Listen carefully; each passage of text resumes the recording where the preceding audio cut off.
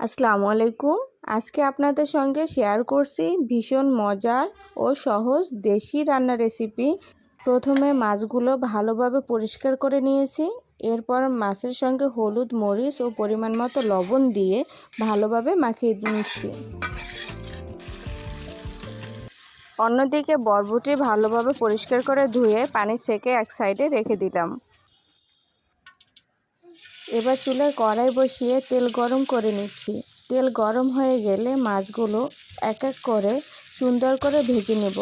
দুই পাশ ভালোভাবে ভাজা হয়ে গেলে মাছগুলো তুলে আলাদা করে রাখছি।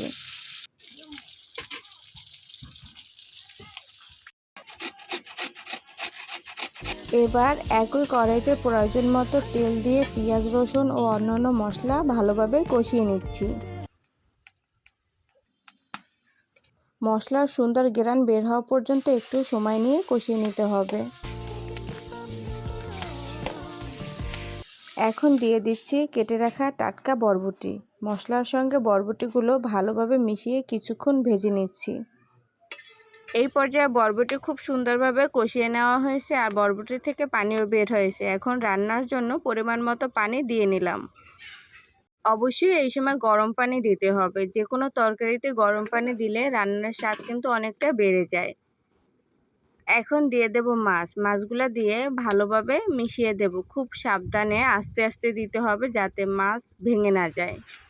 এই পর্যায়ে ঢাকনা দিয়ে ঢেকে কিছুক্ষণ রান্না হতে দিচ্ছি। বরবটি এবং মাছ ভালোভাবে সেদ্ধ হওয়া মশলার সঙ্গে মিশে গেলেই বুঝবো রান্না তৈরি হয়ে গেছে। আলহামদুলিল্লাহ, আমাদের সুস্বাদু বরবটি দিয়ে মাছ রান্না একদম তৈরি হয়ে গেছে। দেখতে যেমন সুন্দর হয়েছে, খেতেও তেমনি মজার। গরম ভাতের সঙ্গে এই দেশি রান্নার স্বাদই আলাদা। ভিডিওটি ভালো লাগলে অবশ্যই লাইক করবেন আর এমন সহজ ও মজার দেশি রান্নার ভিডিও পেতে আমাদের সঙ্গে থাকবেন। সবাই ভালো থাকবেন। আসসালামু আলাইকুম।